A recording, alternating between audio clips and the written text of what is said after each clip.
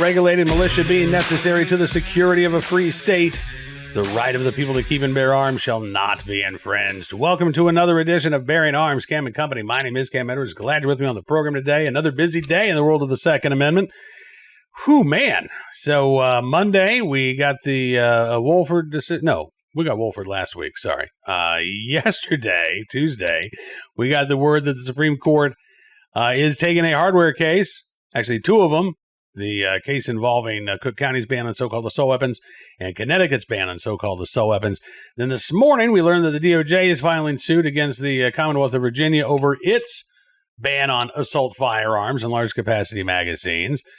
We anticipated, maybe by the time you see this, the DOJ will have also sued California over its Glock ban, which goes into effect today. So there is a lot happening in what is typically a fairly slow time of year for politics, for the courts, for even news in general. Not for the Second Amendment, not for our right to keep and bear arms. Talking about it with us on the program today, Hannah Hill from National Association for Gun Rights. Very pleased that she could join us. I was on my way. I was actually in D.C. yesterday, sitting at a red light at noon when the orders list came out, and I went on X and I saw Costas Morris's post about Viramontes being granted. I did my little happy dance in the car. On my way up to D.C., I was listening to Washington Gun Law's William Kirk and Costas and Hannah when the orders list was supposed to come out, about 9:30 in the morning. That's typically when it comes out. And appreciated them keeping me company on my way to D.C. Had a great conversation, by the way, with ATF Director Robert Sakata and Chief Counsel Robert Leiter. You will see that in the coming days. It's going to take me a little bit of time to put that together, but it was a great conversation. I really appreciate them sitting down and speaking to me with great candor about a number of different issues. It was about a 45-minute interview, and I learned a lot. I think you will too. But I think you'll learn a lot from the conversation with Hannah Hill from National Association for Gun Rights as well. Take a look and listen. Hannah, thanks so much for coming on the program. It's good to see you. Good to see you, Cam. How you doing? I am good. It is just a week full of breaking news and good news for gun owners. Right before you and I started talking here, Harmeet Dillon, the head of the DOJ Civil Rights Division, announcing a pair of lawsuits on separate coasts, right, going after California's Glock ban, which she had hinted at right. Even as recently as yesterday, telling Attorney General Rob Bonta, we'll see you in court. And she had also hinted that action was coming against Virginia's gun ban, which is now in effect, and that too now subject to federal litigation, which is interesting because we do have the Supreme Court agreeing to take a hardware case, right? So right. This Virginia lawsuit, as well as the existing lawsuits that are going on in federal court and state court, these cases, cases all around the country are going to be implicated by what happens with the Supreme Court's decision. Should come down about a year from now in Viramontes, right. Grant versus Higgins. How excited are you? How big a deal do you think this is, Hannah? On a scale of 1 to 10, I am 11. That's how excited I am. And it is a huge deal. This is something that we've been working for the whole time I've been working on the Second Amendment litigation side, and others have been working on it for far longer. The assault weapons ban issue is probably, we felt that was the lowest hanging fruit after Bruin. And it's kind of a shock that, 4 years later, we are only just now seeing the Supreme Court finally agree to, you know what, we're going to step in and we're going to settle this issue. We thought it was going to be probably a GVR. A grant, vacate, and remand for the 5 cases that were sitting there, and that they would probably maybe take it next year, next term in the fall. So, and they would have been within the range of Kavanaugh's, prediction. They've certainly got the vehicles coming up through the 3rd and the 7th Circuit. The fact that they went ahead and did it, felt like a real concession on their part of finally admitting, you know what? We see that it doesn't really matter what we say about the Bruin Standard, the Second Amendment analysis. It doesn't matter what kind of clarification we give for how you're supposed to apply that, as they did in the Wohlford decision. It doesn't matter to the lower courts. They are not going to do the right thing on the gun ban issue until we point blank force it. And that felt like the real message of the fact that they went ahead and said, okay, we're going to grant cert. They could have waited for a circuit split. We thought that was that was the only thing that made sense for why they were waiting so long. Yeah.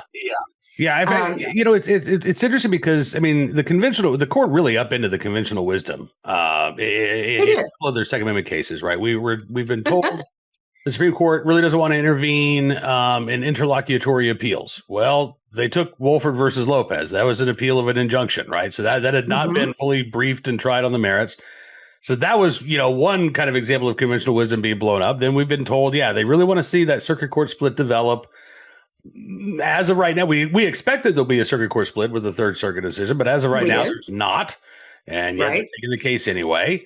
And Mhm. then with the 5 cases based Mhm. on lawsuits challenging, carry bans for 18 to 20-year-olds, Right. sale bans for 18 to 20-year-olds, there is a circuit court split that exists right now. And the Supreme Court denied cert in all of those cases. They didn't GVR them. They just denied them outright, which was, to me, that was the one disappointing thing that we've seen this week from the court. There is a bit of good news, though, even in Okay. that. One Okay. of those cases came up through the Third Circuit. That was a good decision. That's been left standing. Yeah. That was out of Pennsylvania's ban. So that is a bit of good precedent on the 18 to 20 firearms rights issue Mm-hmm. that will be useful for those 3 states and useful for other cases that are coming up the pipe. Challenging that issue. I think people should keep going. Part of the issue, honestly, and trying to read the tea leaves here, I think we can say this. I think the gun rights community can really admit at this point. So, one of those cases was the case that Pam Bondi defended as Florida Attorney General. NRA versus Glass, right? Yeah. Yep. And so the irony that case went to the Supreme Court while she was head of the Department of Justice could not have been unrelated to the fact that the DOJ was signaling to the Supreme Court, we don't really want you to take this issue. Well, I mean, she's not there anymore. Florida has an attorney general who's shown the country what a pro-gun attorney general actually looks like. Mm-hmm. Not defending unconstitutional laws should be at the top of that list. So the Supreme Court, we do know also that Justice Roberts tends to put us on likes to ration out the controversy. And oddly enough, when I saw that the Supreme Court upheld birthright citizenship, I became much more hopeful that they were actually going to take the gun ban issue for that reason. Interesting. So you That's thought, the way. okay, well, now that they've gotten that controversial decision out of the way, here's another one that we'll pull up and decide next term. Yes. Yes. Oh, interesting. Yeah, I hadn't really considered that. And I said before I brought you on here, I've seen on X and on social media, there's a contingent of gun owners. God bless them. They always see the rain cloud, and it's always right over their. Even if it's a perfectly sunny day for the rest of us, it's always raining on them. And so I've seen. Yeah. Oh, don't get your hopes up. Chief Justice Roberts and Justice Barrett, they're going to vote against us. It's going to be a 5-4 decision upholding the ban. Listen, I think we should keep ourselves open to the possibility that this case does not go our way. But as I said before I brought you on here, I mean, I just think if the Supreme Court sticks to its jurisprudence and to what it is in cases, there's no other decision that they can reach other than that these bans violate our right to keep and bear arms. That's right. Well, let's just be super realistic about this thing. Kagan has already admitted that AR-15s are in common use, that they are America's rifle. She said that in Smith & Wesson versus Mexico. She is probably the leader of the leftists on the court. And if she has said that, do we really think realistically that Roberts and Amy Coney Barrett are going to be to the left of her on that? I don't think so. It's just absolutely unrealistic for people to think that we should be worried about what they're going to rule. I mean, we know what their Second Amendment jurisprudence looks like. We know if it's Justice Roberts writing the opinion, we're going to get it watered down. If it's Amy Coney Barrett writing the opinion, we're going to get a very cool-headed analytical application of the actual Bruin standard. Now, we might nitpick about some of the ways she words things, worried that the lower courts are going to twist that. But if you actually read her Wolford concurrence, I came away very impressed. And people also forget that Amy Coney Barrett is the only Supreme Court justice that I'm aware of to have actually addressed the nonviolent felon issue. That's an issue that the court has been very, very leery of. They have shown zero interest in actually addressing the fact that nonviolent felons should not lose their gun rights for life, not under the Bruin standard, not under the actual history and tradition of the Second Amendment. Amy Coney Barrett did. She did it before Bruin while she was on the Seventh Circuit. A fantastic text, history, and tradition analysis proving that nonviolent felons should retain their firearms rights under the Second Amendment. The gun rights community likes to forget that. And I think Amy Coney Barrett gets a bit of a unfairly bad rap from them on this issue for some reason. I'm not saying she's perfect on every issue. I do wish she had come out the other way on some of the rulings we've gotten over the last few days. But, you got to look at what she said every time she's put pen to paper. There's a lot of reason to be hopeful. Yeah, no, absolutely. And I think this kind of strays outside of the Second Amendment issue, but I understand the frustration and the anger over the birthright citizenship decision. But, my friend Kurt Schlichter, who's also an attorney, has been prepping people for this. And he has said, you might not like the decision.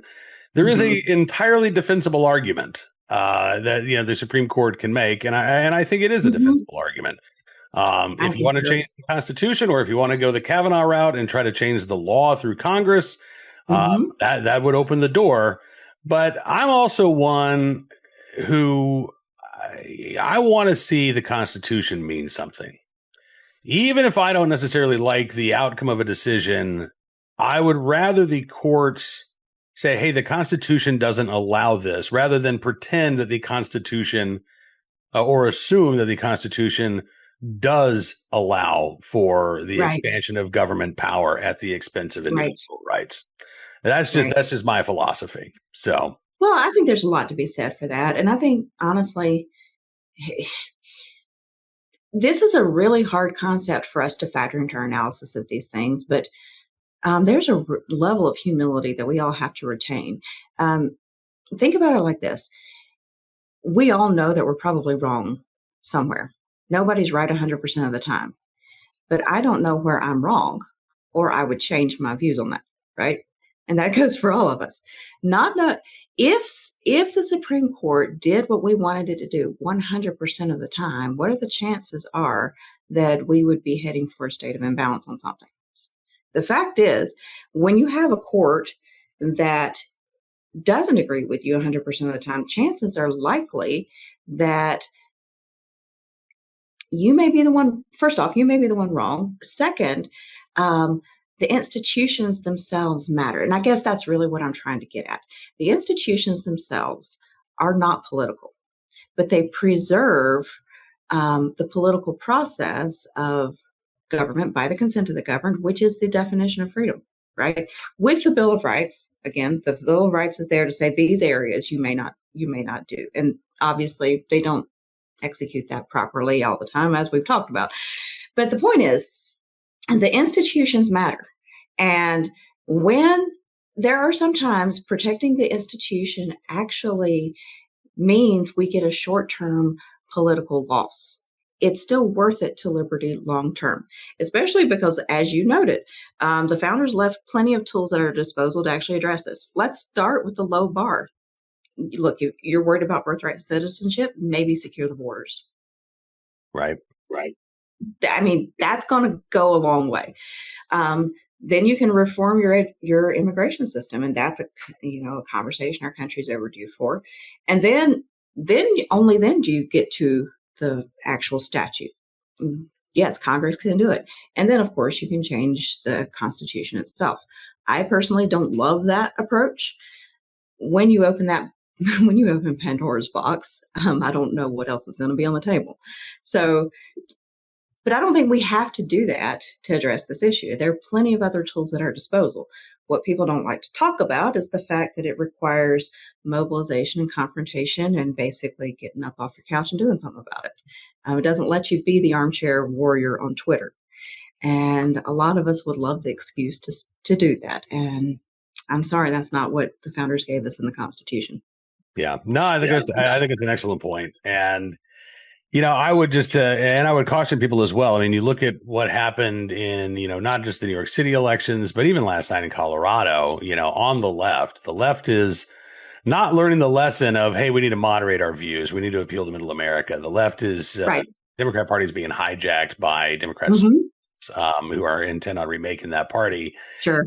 And listen, they are organized, they are active, they're not sitting on the couch, right? So if the people who pose an existential threat to your political ideology are organized and are getting out there, they're active, then you better heed that wake up. That's right.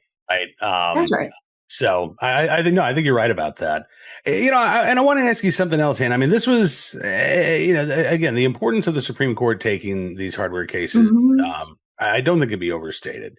And hopefully a year from now, we get a resolution on one of the burning questions of really, the last 30 years, right? Can you ban these commonly owned firearms? Are you concerned at all, looking beyond that opinion, that, I mean, there are obviously going to be a lot of other issues that are still outstanding, but are you concerned that the Second Amendment community is going to say, all right, I can sit back on the couch now. We've got the right to carry. We've got the, AR-15s enshrined into the Constitution. I'm good. Are you worried about the Second Amendment activists checking out at all? I'm always worried about that, but I'm not worried about it so much in response to the Supreme Court. I'm more worried about it. You see that trend much more with the with election results, right? We saw it in a really big way when Trump was elected, which was extremely unfortunate. It makes the job a lot harder. There are still threats when there's a Republican in office, especially when that Republican is, God bless him, Donald Trump. In his first term, he wasn't great on guns. He's been so much better the second term, but we didn't know that going into it. And the fact that he's been greater on gun rights in his second term means that there's been so many opportunities to capitalize on that. But we can't do that if people, go think everything's fine and go home. We need them in the fight. So that's been something that we've seen. You learn to ride those waves, but it's not always easy. Worried about it with the midterms, depending on what happens. If we get good results in the midterms, that means the job's going to get harder to defend gun rights in the immediate aftermath. I'm less worried about that with the Supreme Court, simply because that is a very, very specific issue. And this is where the cynicism of our community does actually come into play. It works in our favor in this case, because there's plenty of other gun control issues, and everybody knows the lower courts. Everybody also knows the deep blue state legislatures.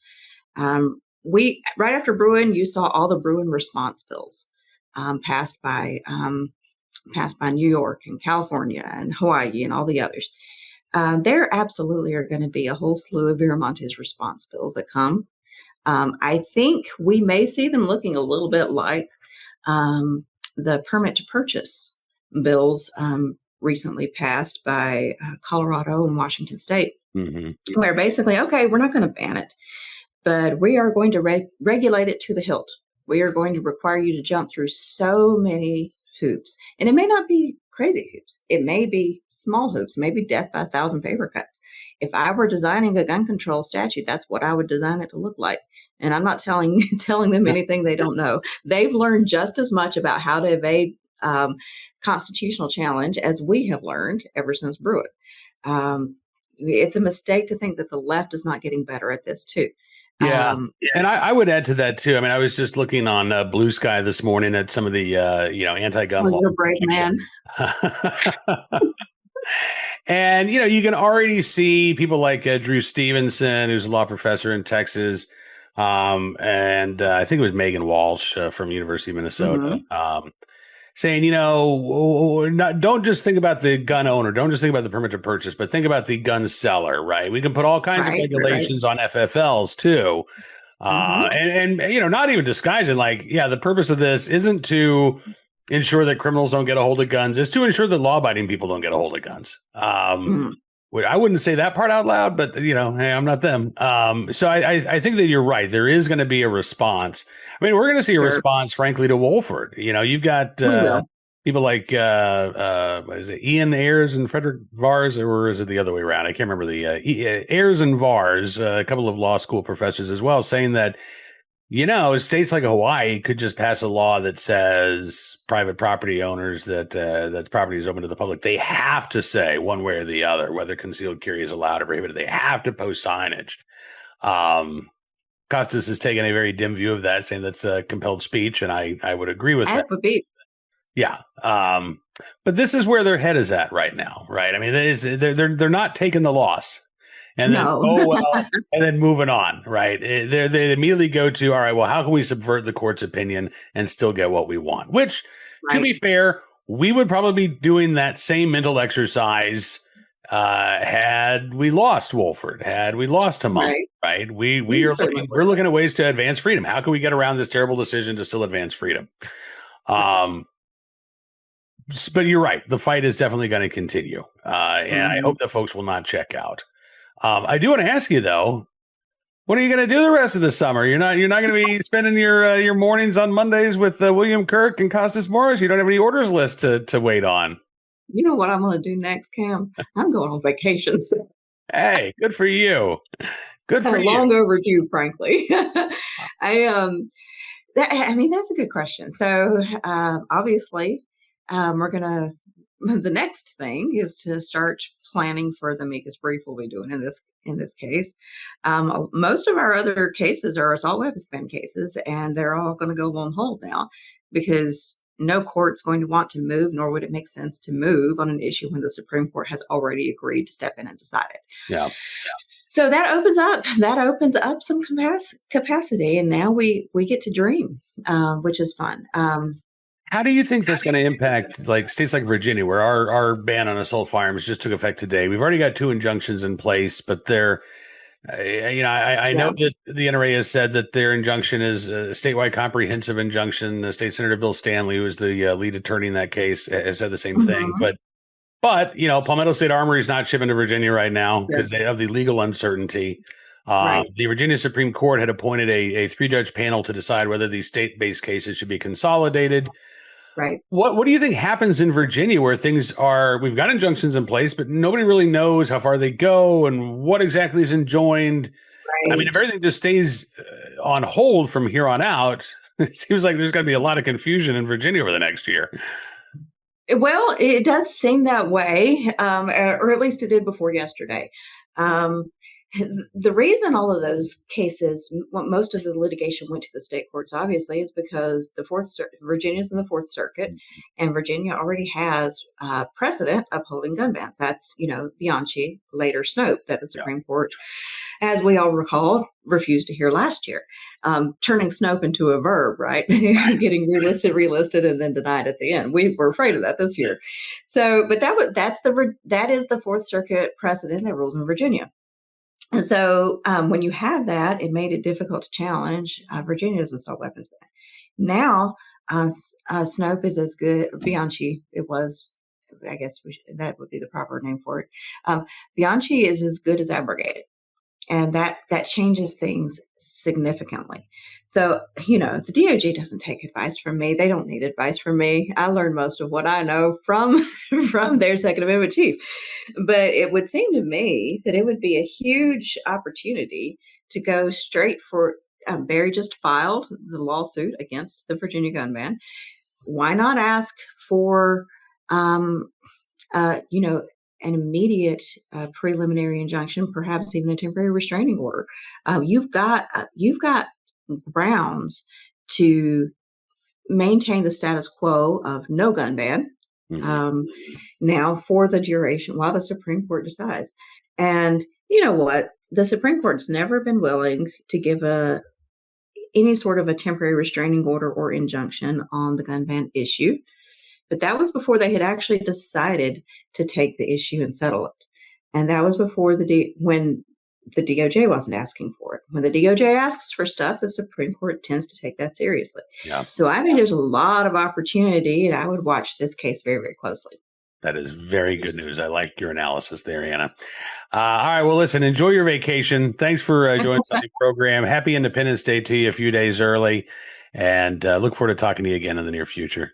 Thanks for having me, Cam. Always a pleasure. Yeah, always a pleasure to have you here. Hannah Hill from National Association for Gun Rights with us on Bearing Arms Cam and Company. My thanks to Hannah for joining us on the program. So much breaking news to talk about. And again, it's so nice that the vast majority of it is good news for gun owners. All right, let's turn our attention to today's Armed Citizen story, our good deed of the day, and our recidivist report.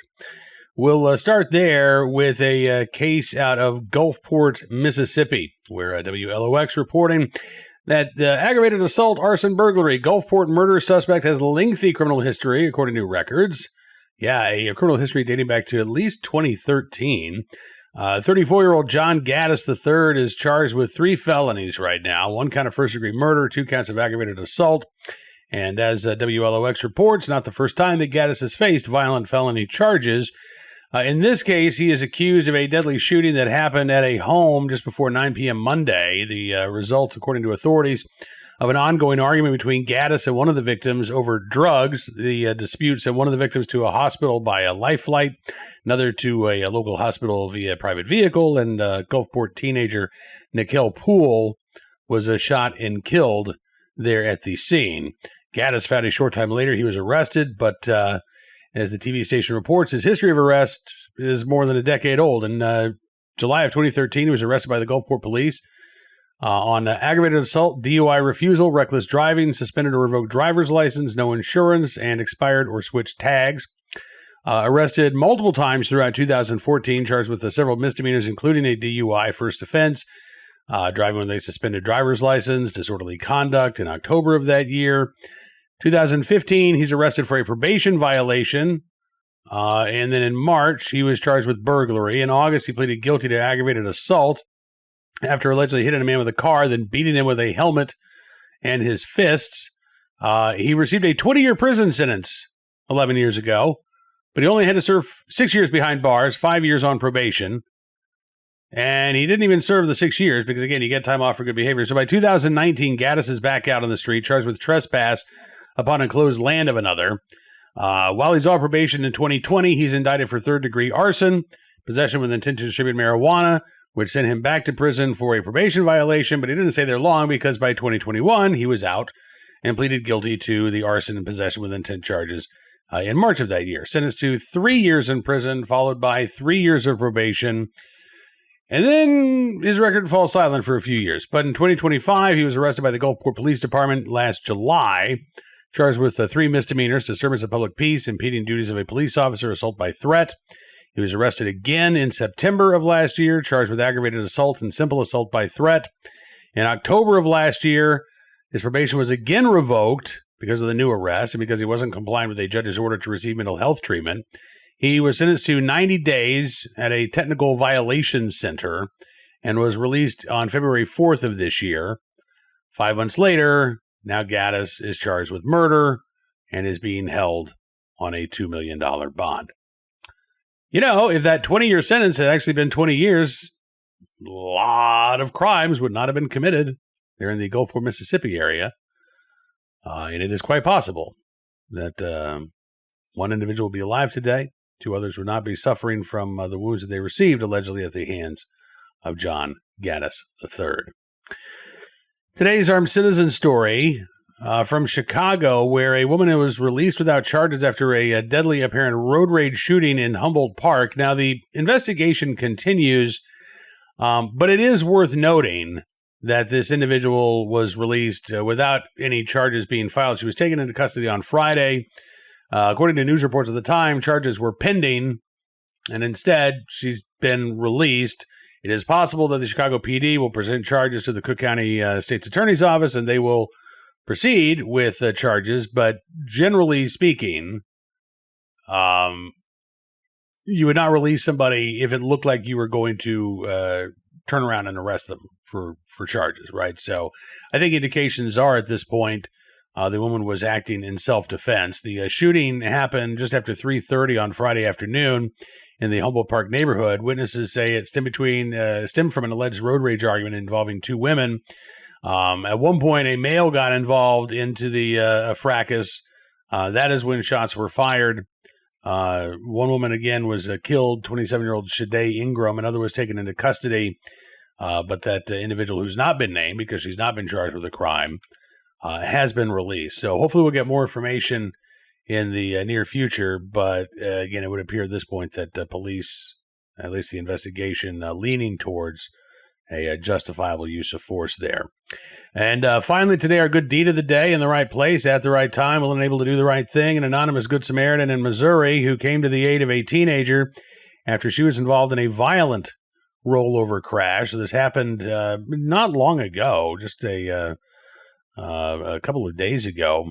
The 16-year-old in question had only been driving a couple of weeks, and apparently wheels left the road, went on the side of the road. She ends up going off the road.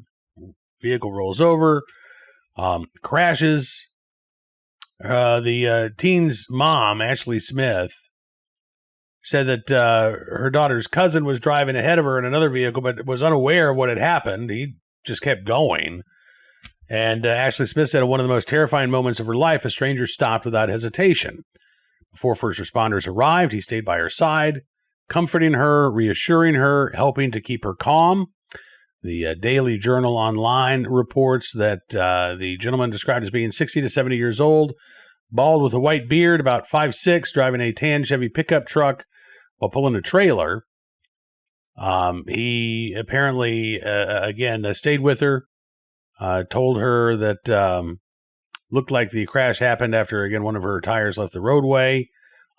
Stayed with her for about 20 minutes before emergency responders reached the vehicle, and even removed his own shirt when towels were not immediately available, held the teen's hand, helped to keep her calm.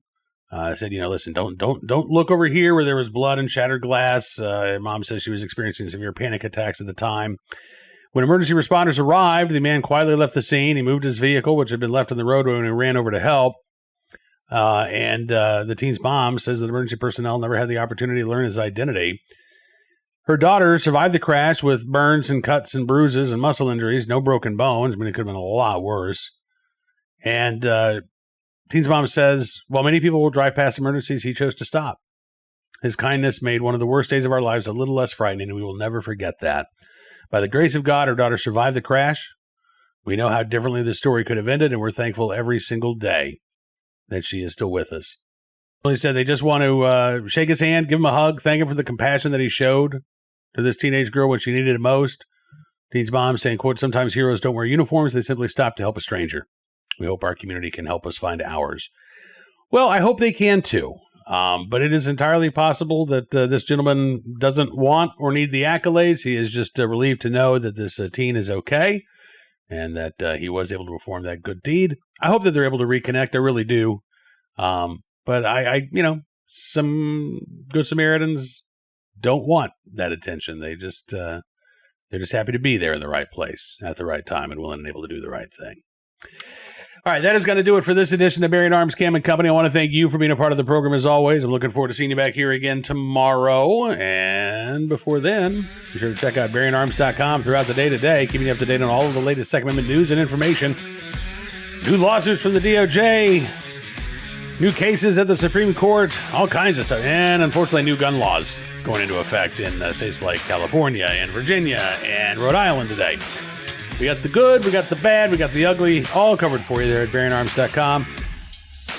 Enjoy the rest of your Hump Day Wednesday. We'll see you back here tomorrow. Until then, be well, be safe, be free.